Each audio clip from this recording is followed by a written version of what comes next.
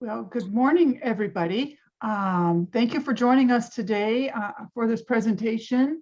I'll be very short and brief here. I know we have a lot of great information to share with you, but I just wanted to continue to thank you for all you do during these difficult times out in the community and continuing to serve all those of need in our community. And so we're excited to share this information with you about the CHNA process and findings that the CHNA happened during 2021. So we're excited to share the findings with you, share with you the opportunity in terms of continuing engagement through our RFP process. And so I welcome you. Again, I thank you, and please share any questions and any feedback. We very much appreciate that. It helps us all be better. And so I want to very much keep this brief so we can get to the meat of the information here. So thank you. Thank you for joining us. All right, thank you. So the outline, the agenda for today is as follows. First of all, my name is Kimberly Green-Weaves. I'm the Director of Community Impact. So very much I'm excited to see some familiar faces and new faces as well. And so as I was getting ready to say, we have an agenda here where we are going to go over our 2021 CHNA process and what we've learned. We're also going to present to you formally the identified priority areas. We're going to go through our implementation strategy. And then what's also important about this is that it's going to tie into the request for proposal. And with that, we do have metrics that we want to introduce to you today. And then finally, we're going to go through pretty thoroughly an overview of the request for proposal itself, as well as the application, and then provide some next steps. Next slide. All right, and so here is our team and a few of the presenters. Patty Willard, who began with the welcome, is on today, myself there.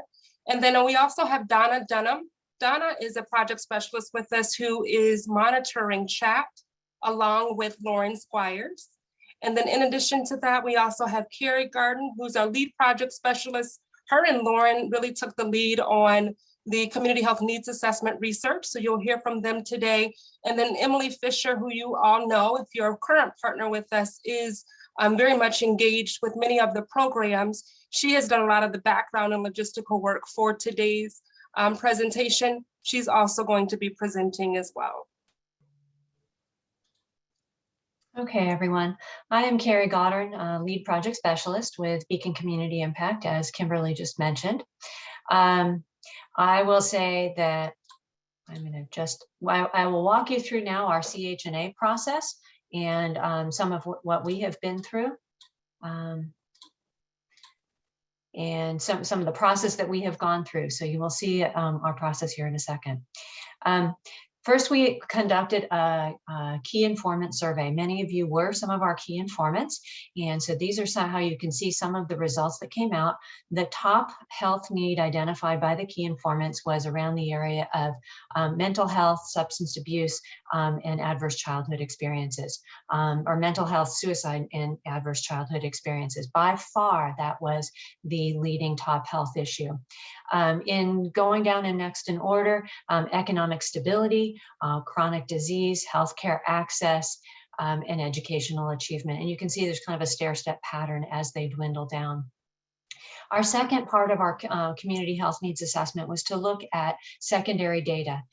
We relied on population-wide, nationally collected surveys, things like from the CDC, from county health rankings, from the BRFIS Behavioral Health Survey, and a whole variety of publicly available population-wide metrics. We also pulled some data from Beacon Health System's own electronic health record, from our hospitals and from our Beacon medical groups, so that we could see really locally here in our area across thousands of patient visits, what are we seeing? And so that came up. We really looked at does the data from these population-wide metrics and from our own EHR validate what the key informants are saying? And so this is just an example. I may talk about this a little bit later, looking at frequent mental health distress and looking at what are the areas, where is this occurring? And you can see the darker the brown areas are where we see populations with more mental health distress. These little yellow stars are where our hospitals are. So those are our area. This is our catchment area that we looked at for the community health needs assessment. Our third section in the community health needs assessment was to conduct focus groups and go directly out to the people in the community to find out how they map our community health needs. And Lauren will talk about that just briefly. Hi, everyone, and welcome. Like Carrie said, I'm Lauren Squires, and I helped with the focus groups. So our focus groups were conducted in all 3 of our primary service counties. They were conducted in both English and Spanish. And we really wanted to take the time to get the community voice and see if community members also agreed with the key informants as well as what we were hearing.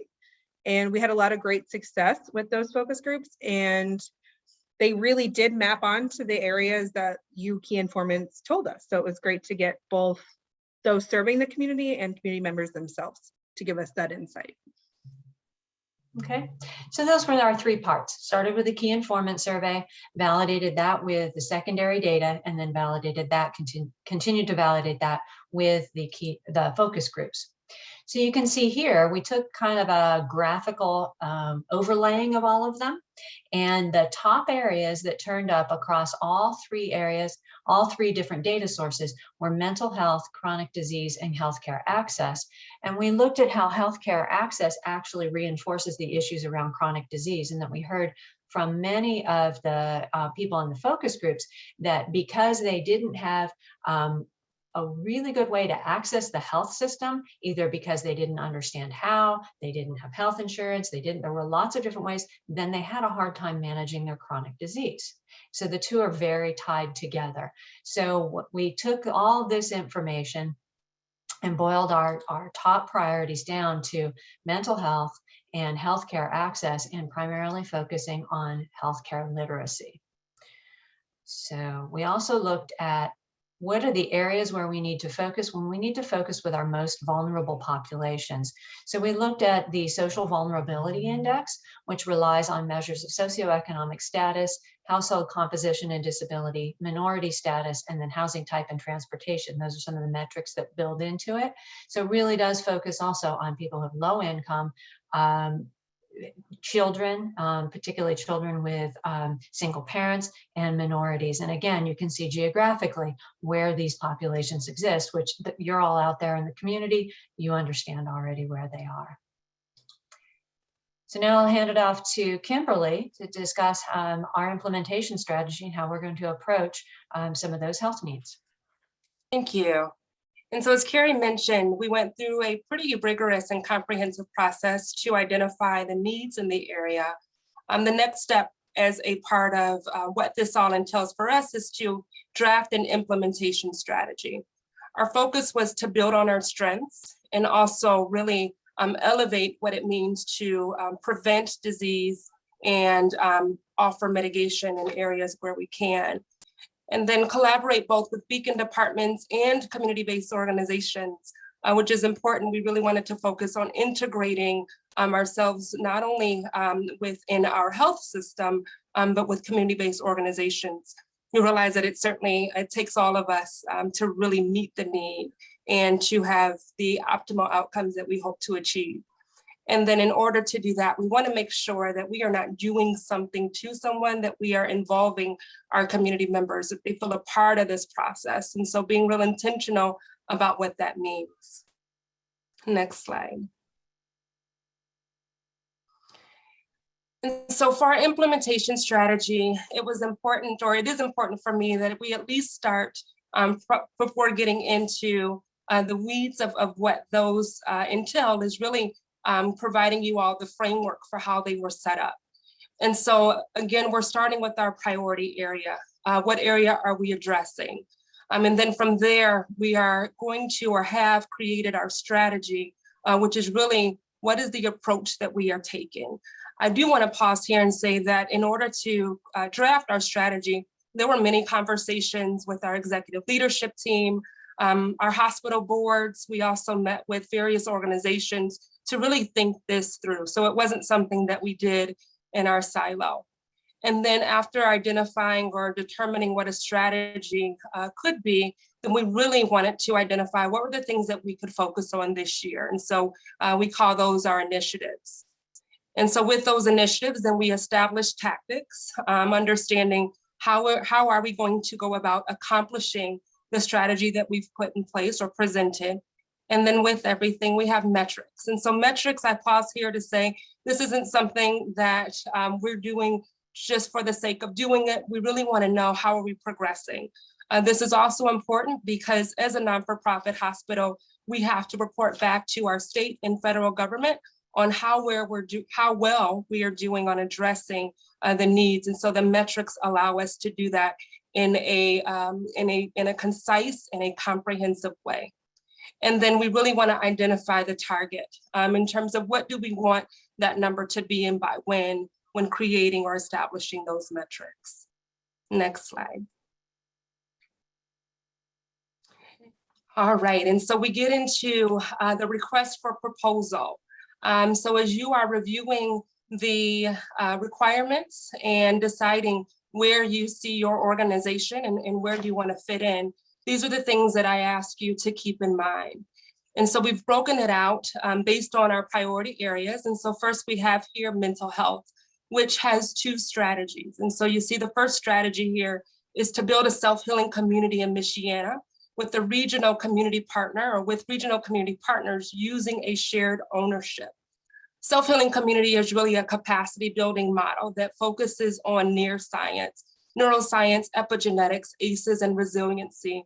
It also looks at what does it mean to become trauma informed and a change theory that is going to take place all within the community. It is, again, I want to stress, a shared ownership. And so our first initiative with this is to charter a steering committee and form a regional coalition to become a self-healing community founding organization focused on trauma-informed care.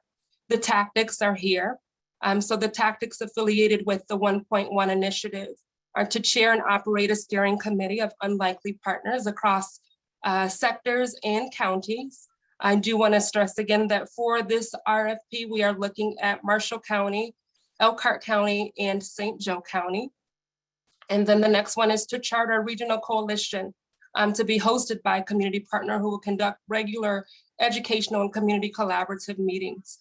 The difference between our chair and our coalition, our steering committee, I should say, and our coalition is the steering committee are really the leaders that are going to take ownership in driving it.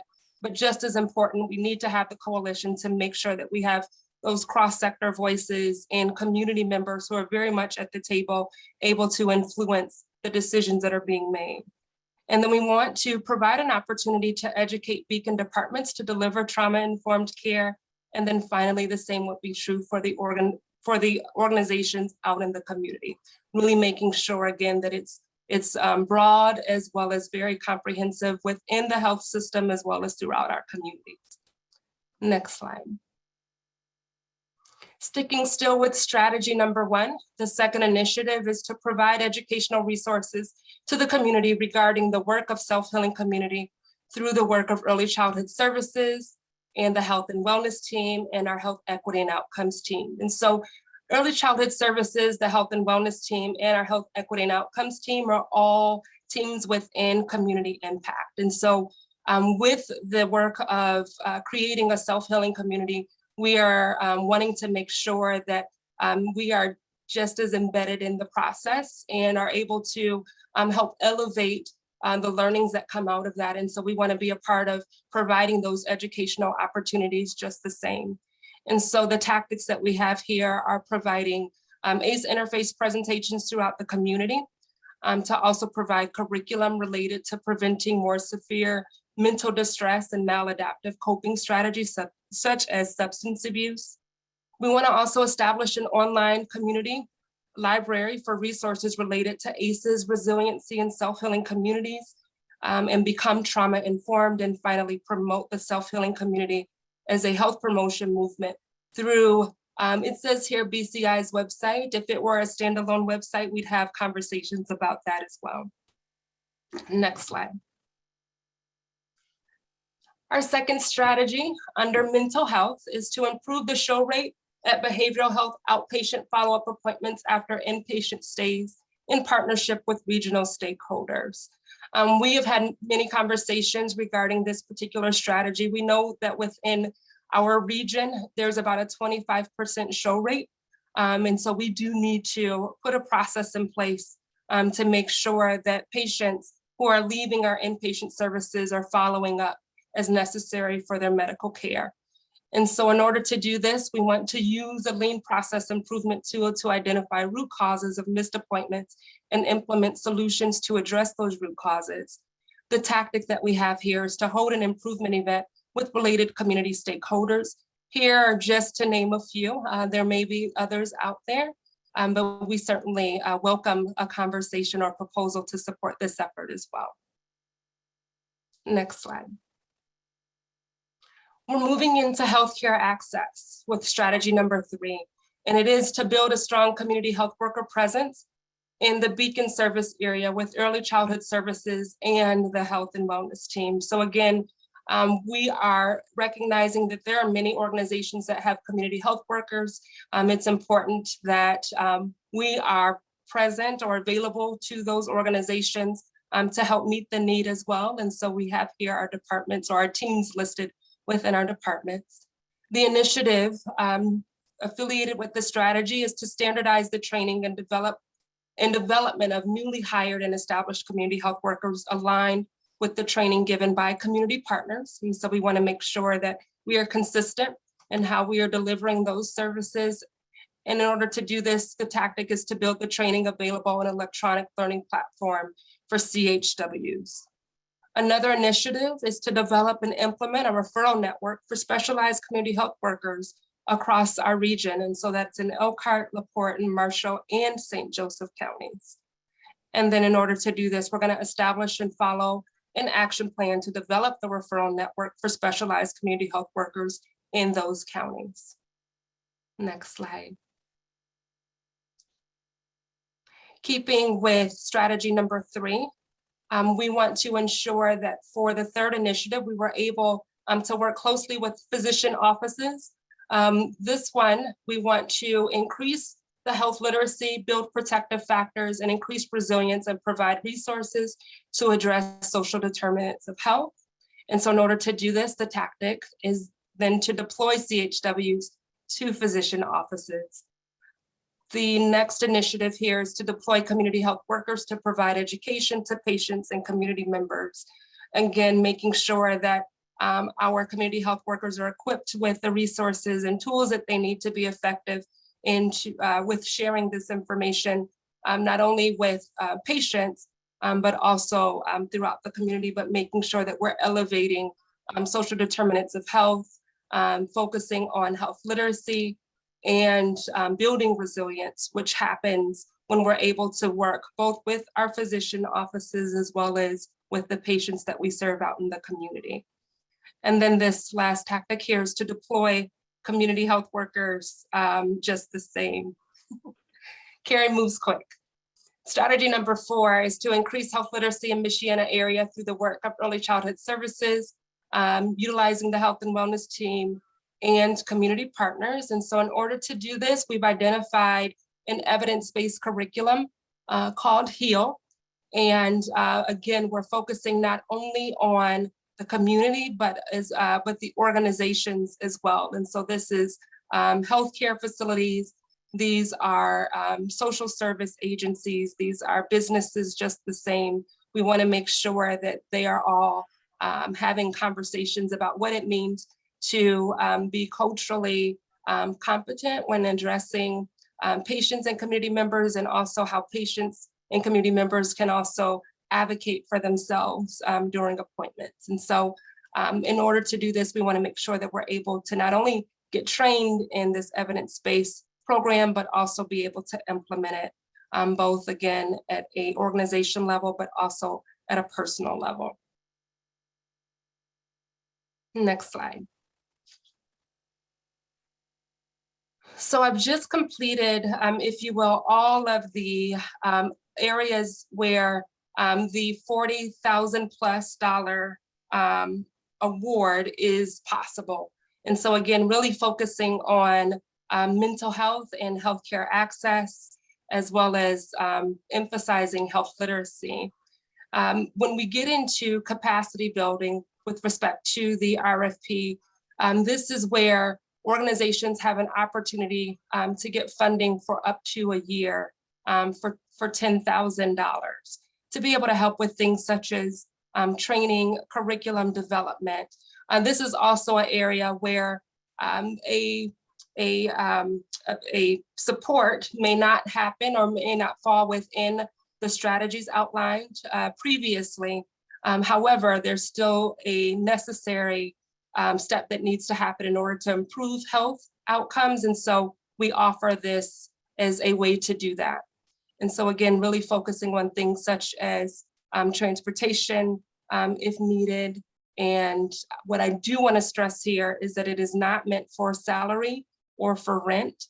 And the organization will then come back to us and have a conversation with us about what is necessary to track. And it could be just simply the number served. If we were delivering meals or offering meals, it could be the number of pounds that the organization was able to donate to various entities.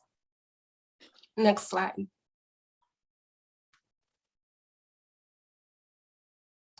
Another opportunity through the RFP is technical assistance support. And so what's important to note here is that the technical assistance support is something that is made available through our project specialists that you saw earlier when introducing them. And so Donna and Carrie and Emily, as well as Lauren, and I should say that Lauren is transitioning into another program within our department, so she won't be as engaged, but Donna, Emily, and Carrie are able to provide expertise in data collection, monitoring and evaluation, strategic planning, and process improvement. So should there be a need or a desire for some assistance there, this is something that is at no cost to you, something that we're providing by way of our hours and skill set up to 250 hours, no more than 3 months of the team's time to be able to provide a service on various projects. I should also note that you can apply for this one throughout the year. It doesn't have to be by the deadline that we'll speak about a little bit later here. Next slide. And so as it would be with every strategy that we've put in place with the initiatives and the tactics, as I mentioned, we have to have metrics. And so what we wanted to do a little bit different with this CHNA cycle was to just pick 2 metrics, population level metrics, that we feel are very important to our region, as well as something that we could benchmark ourselves up against when it comes to the state or federal percentages. And so what you have here is for the mental health metrics at a high level, we're looking at the percent of population with frequent mental health distress and percent of population with 2 or more trusted people to reach out to. With healthcare access, the metric is percent of population with health insurance, adults and children. And then finally, percent of adults who reported that their healthcare providers always involve them in decisions about their healthcare as much as they wanted. What's important also to state here is that while these are very high level, population level metrics, that not every organization is going to track at this level, need to provide metrics at this level.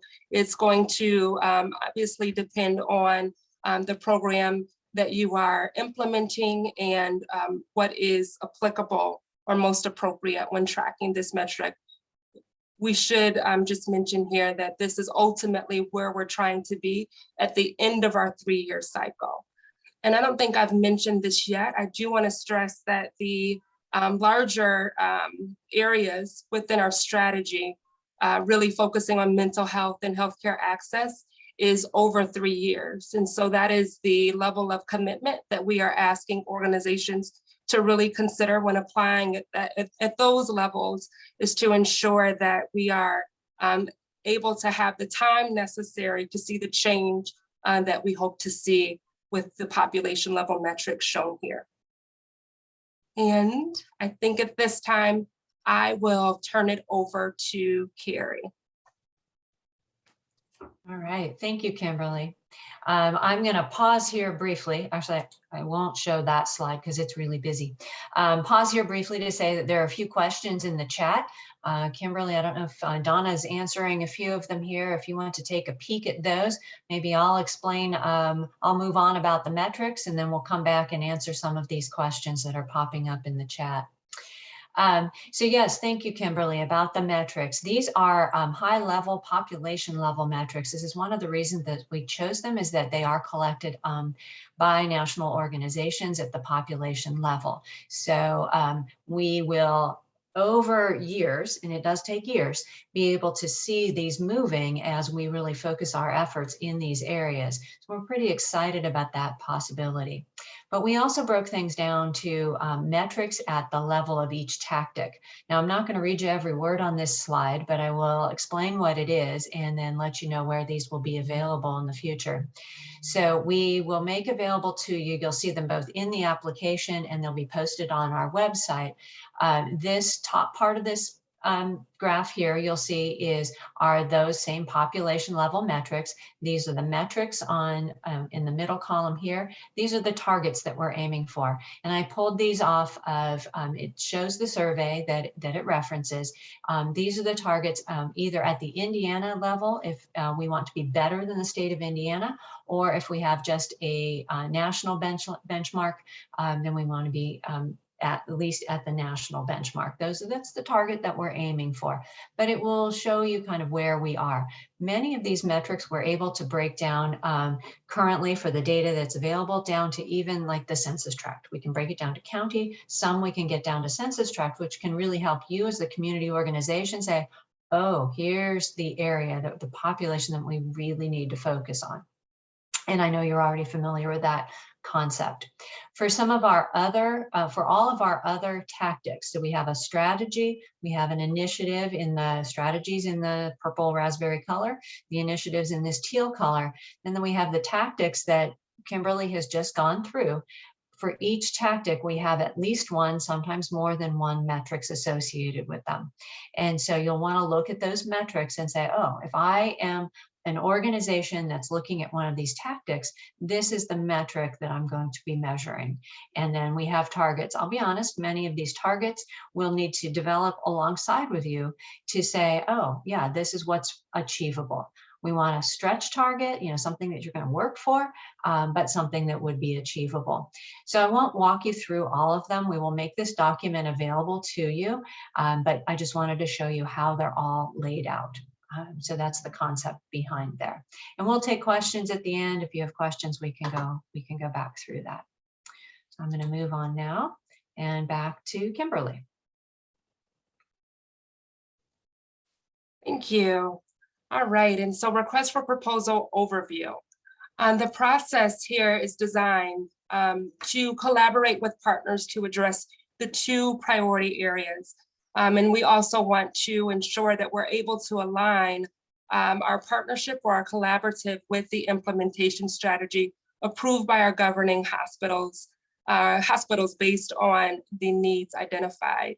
And so I will just state that I realize that this is slightly different than what we have been able to do in the past.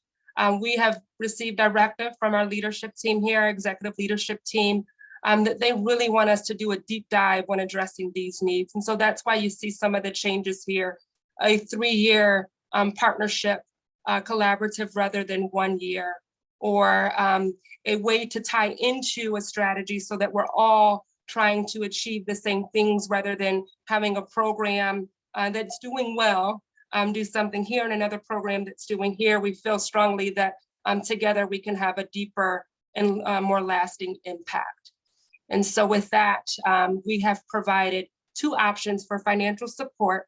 That's through the implementation strategy to support mental health as well as healthcare access, with the primary focus on healthcare literacy, and then also capacity building. And then finally, an offer for technical assistance. And technical assistance, again, can be open to anyone, regardless if you have applied for either implementation strategy or capacity building. And then we want to ensure that we're also stressing that this is one of those areas for technical assistance that doesn't have to be right now. We realize that as you're delivering services and meeting needs of your clients, that something may come up. And so we want to be available to you should that opportunity present itself, where you can actually go to our website, download the application, and apply accordingly. And so the funding criteria that we want to really elevate here is that it's our department's philosophy for program delivery support that looks at 3 major areas. The first one here is the delivery level. We want to ensure that it's a regional approach that we are going after, that this is something that is a collaborative and that we're able to do in such a way where we're going deep on an issue and wide if necessary, if applicable, if appropriate to do so.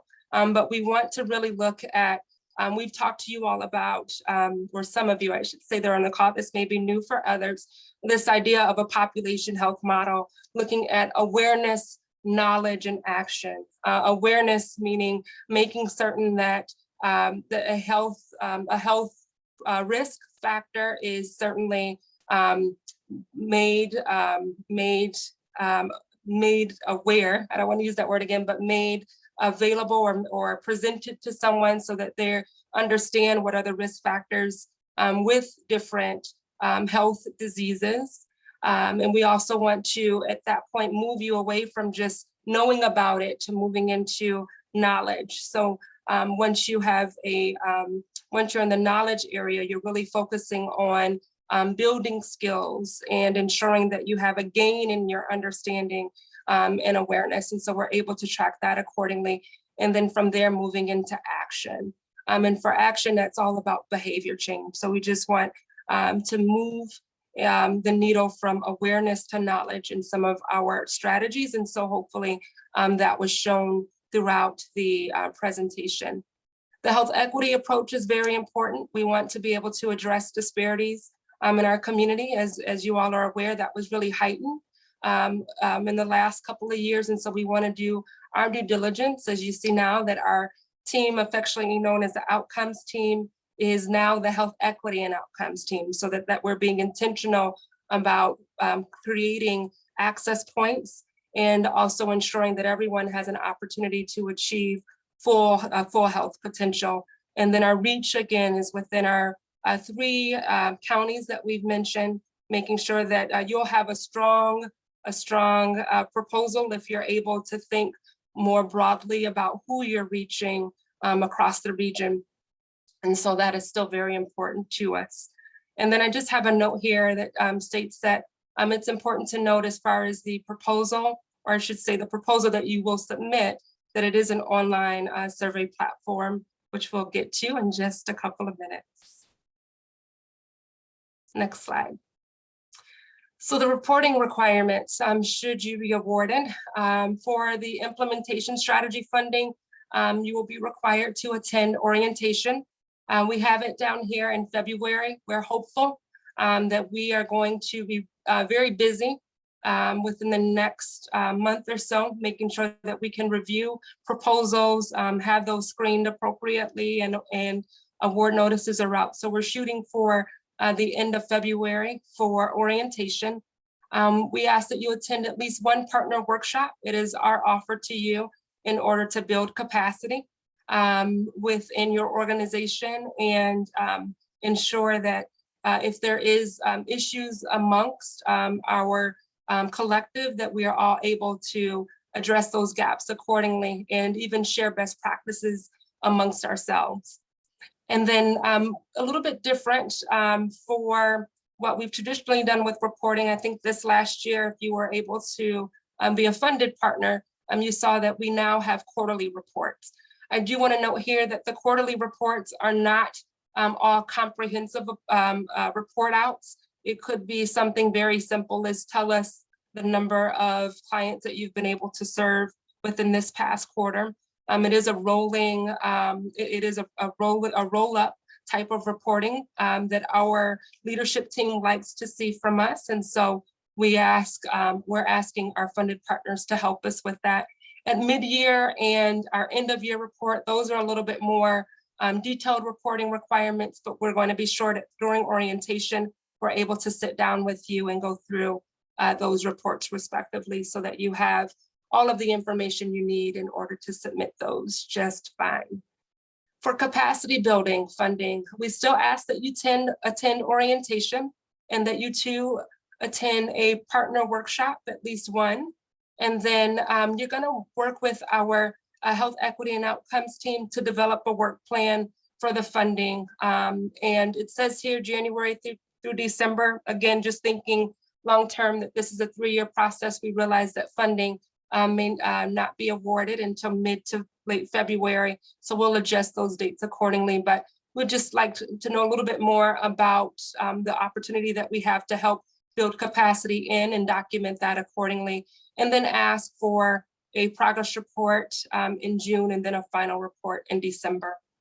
And then for technical assistance, yet again, orientation is not required, but a workshop is. And then if we could have a post-engagement feedback survey immediately following the project, we would greatly appreciate it. Next slide. This time I'll turn it over to Emily to go through the application. Thanks, Kim. Hi, everybody. I'm Emily Fisher. I am a project specialist on the outcomes team. I'm just going to take a couple minutes to go through what you're going to see on the actual application. So the application and all of the supporting documents will be on the Beacon Community Impact website, linked here. It's on the For Nonprofits tab. It will be ideally up tomorrow by 9 a.m. if technology cooperates. But right now you can see this is a screenshot of what it looks like currently. So these are the 2021 documents. Tomorrow, those will be changed to the 2022 documents. Next slide, please. So when you log in, you should see the BCI logo here, and then you'll see the documents themselves I just referenced linked, so you can always click through them if you need them. But the first information is simply contact information and organization information. So your organization name, the program you're applying for, the person who is in charge of the grant, who, if we're going to have an interview, that's the person that you would want to talk to. So that's who their information should be there. Their not-for-profit tax ID, the organization address, and then the organization website. Next slide. The next section just asks what type of request you are seeking. And so that's what Kim kind of just reviewed. Are you seeking financial support, either implementation or capacity building, and or technical assistance, and then the counties that you will be serving. And then you have some open-ended questions, which give you an opportunity for more details to describe what you are proposing. So you have a question about providing a brief history of your organization's capabilities, describe what your program or service is trying to accomplish, what activities and services you plan to provide, what outcomes you plan to report, how you're going to collect them, and then information on how you're going to sustain this program long-term. Those are the open-ended questions. And then we ask if you can estimate the number of participants that you are going to serve in 2022. Then administrative details, so outline the requirements for capacity building, implementation, and technical assistance, which is what Kim just went over. So you get to click through and kind of say, I will plan on attending a workshop, I will plan on going to orientation, et cetera, based on what you select. And then if you are applying for technical assistance, you will have a question that outlines a little more specifics about that. What category are you looking for? And then a little more details around the technical assistance project that you would like to apply for. And then that's the end of the, other than submitting your W-9, an organizational chart, and a budget, that is the end of the request on the application. Next slide, please. So make sure though that when you click through, you should get this is your last slide. It says at the bottom, we thank you for your time spent taking the survey. Your response has been recorded. So make sure you see that. That confirms that you've submitted your RFP. And that's it. So I'm going to pass it back to Kim kind of for next steps.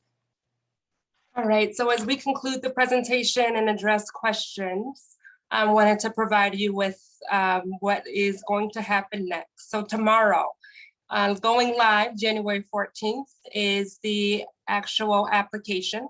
We'll make sure that that is posted. It is our hope that we have that on our website in the area where Emily just highlighted, no later than tomorrow at 9 a.m.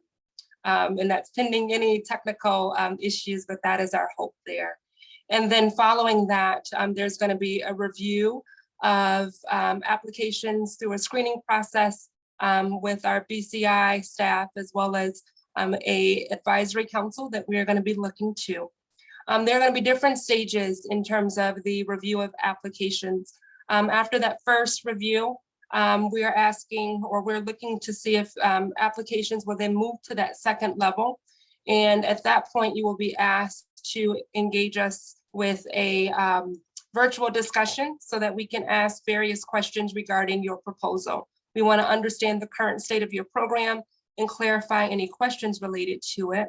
We also want to confirm any criteria related to the priority area, the tiers that I've mentioned briefly, which is awareness, knowledge, and action, and discuss any reporting requirements, and then talk through any future programs.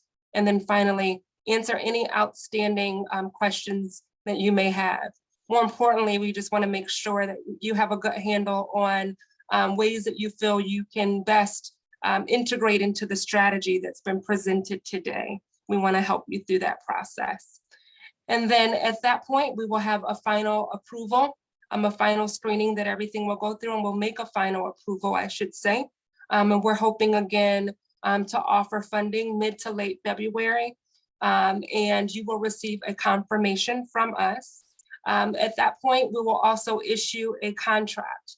And once that contract is signed, that is when funds will be fully, or I should say, once a contract is fully executed by way of a signature and sent back to us, that is where we're able then at that point to release those funds. And so that is the overview of our request for proposal process for this year and the next 2 years leading into that, into 2024. We at this time, I think, Carrie, the next slide is answering questions. I know that we have some in the chat, and I want to make sure from the team before we open the floor up that there aren't questions that you want to come off mute on and answer out loud at this time. So I will ask the team, do you want to address any questions that are in the chat?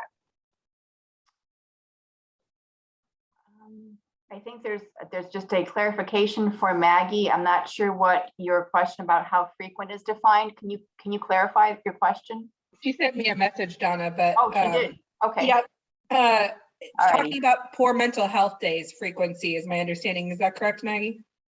Yeah, it's just like let's say we were going to integrate that into like not an intake form, but like if people were coming to a peer-to-peer program, for example, and we added that question, when we say percentage of population with frequent mental health distress, I just wasn't sure how you guys are defining frequent. If there's. Yeah, so Maggie, that's a great question. And the best way to measure it, and we can have some discussions around this if it's something that you're thinking of adding in, it's looking out over the past 30 days, how many days did you have mental distress? And then frequent mental health distress is 14 or more days in the past 30. So that's what it is. That's how they're related. So I think it's better to actually measure the number of days with mental health distress in the past month.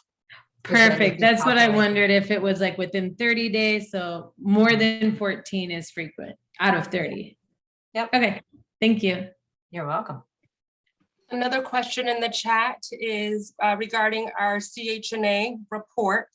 We are working through finalizing our analyses, just kind of doing some validation checks, if you will.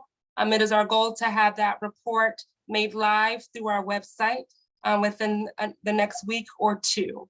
And so we're almost there, but we're going to officially release the CHNA report as well as the comprehensive document detailing our implementation strategies. Kim, there's a question in the chat about, is it 40K? Is 40,000 the max they can apply for 1 year or all 3 years?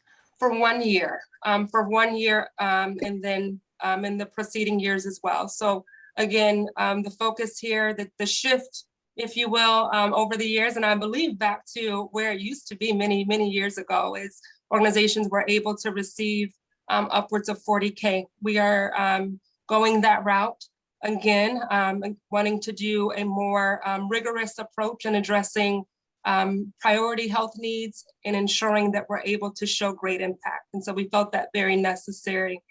Because of that, I will state that just full transparency, that doesn't mean that our budget got any bigger. And so what that means is that fewer organizations are going to be funded this time. But we are going to be real mindful about how we go about that, and careful that we find different creative ways to engage with our partners, even if that means through collaborative efforts, through various grants that we are awarded. We're always looking for partners to work with in that way as well. There's also a clarification about reporting. I think you alluded to it. So we've changed the reporting years, going to be January through December, but for this first year, obviously we're already in January. So would it likely be March 1st through December? Okay. Yes, yep, that is correct. It will likely be March 1st through December.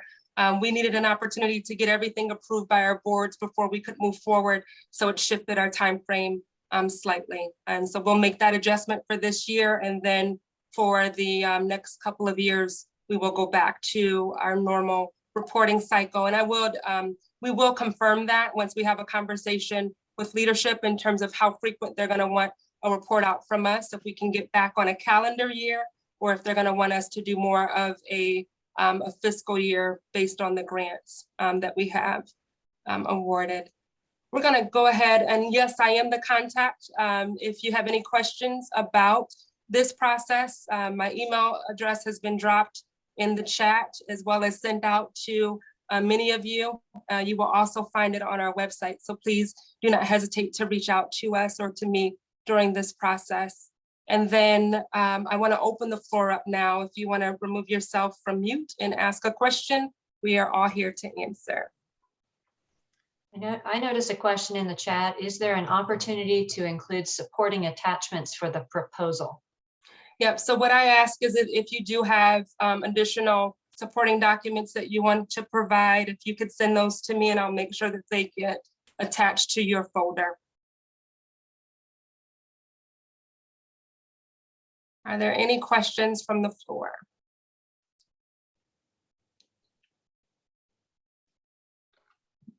Yeah, this is Missy Schrock. I'm sorry, I don't want to belabor the question here, but as I've been listening, there's definitely an implementation opportunity that I think would be great for us, but I also am really intrigued by the HEAL program, and I'm just wondering, can I apply for those separately, or do I need to integrate the HEAL program into an implementation? Yes, perfect question. You should integrate the HEAL program into your implementation application. Okay, and then where can we see more about the HEAL curriculum? I can, in the follow-up email, we can make sure to send you the website where you can find more information about the HEAL program there.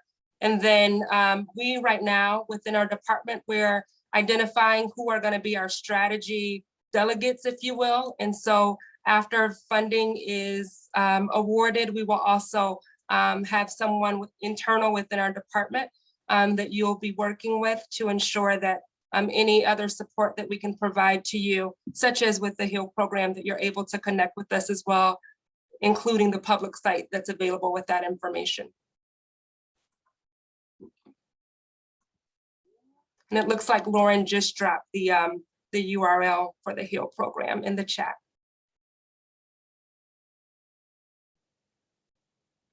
Any other questions?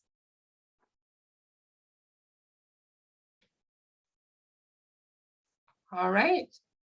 Well, should something come up later after you are able to review again the presentation today, which we'll get out, I believe we have to work with our marketing team. And so that should come out by Monday at the latest to you. We'll go ahead and answer those questions should they come in.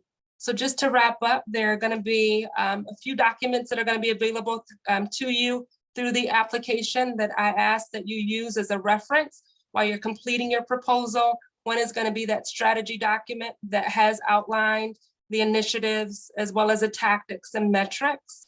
And then also do not forget the other documents that are going to be useful to us. That's the budget template. And then when you provide your organizational chart, we'd like to have that as well. There's also going to be included a frequently asked questions document so that you can get some of your questions answered. I just want to do a call out to Sarah from Unity Gardens. I will get in touch with you. You've asked me some questions, so I will definitely get in touch following today's presentation. All right. With that being said, I think at this time I'll turn it over to Patty and ask, are there any additional things that you'd like to say at this time? No, there's nothing more I wanted to say. Just again, reiterate, thanking you for being part of our community and all you do in our community. And we are happy to offer this opportunity. So please reach out with any questions. All right, you all have a wonderful rest of the day.